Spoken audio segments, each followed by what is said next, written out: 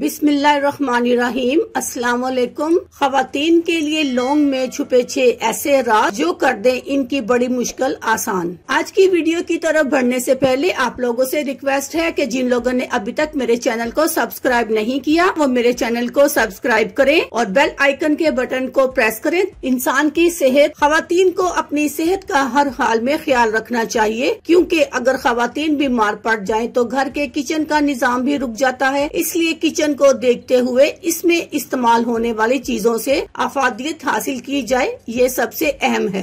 लौंग आप पकवान बनाने में जरूर इस्तेमाल करती हैं, मगर अगर आप ये जान लें कि महज ख़वातीन के मसाइल में लौंग किस तरह और किस कदर मुफीद है तो आपकी सेहत के लिए बहुत मुफीद है। लौंग में vitamin C, fibre, manganese, antioxidant agent और विटामिन भरपूर मिकदार में पाया जाता है। लौंग के फवायद। नंबर 1, अक्सर ख़वातीन को खाना देर से हजम होने की शिकायत रहती है। ऐसे में लौंग आपके मैदे को ताकत देता है। लौंग जल्द हजम करने में मदद देता है, साथ ही कब्ज की शिकायत को दूर करता है। नंबर 2, ख़वातीन को दौराने हमल दांतों के दर्द की शिकायत रहती है और बहुत तकलीफ होती है। ऐसे में आप लौंग का इस्तेमाल करें या सिर्फ मुंह में रख कर इसका पानी जज्ब करें, ये बहुत कारआमद है। नंबर 3, लौंग का इस्तेमाल आपके जिगर को साफ करता है, मजबूत बनाता है और जिस्म से जहरीले मादों के इखराज में आसानी पैदा करता है। नंबर 4, लौंग एंटीऑक्सीडेंट है, इसी वजह से मसूड़ों के इन्फेक्शन मुंह के छालों में मुफीद है। नंबर 5, ख़वातीन को शुगर बढ़ने से वजन बढ़ने की शिकायत मर्दों के मुकाबले में ज्यादा है और लौंग को खाने से शुगर कंट्रोल रहती है। नंबर 6,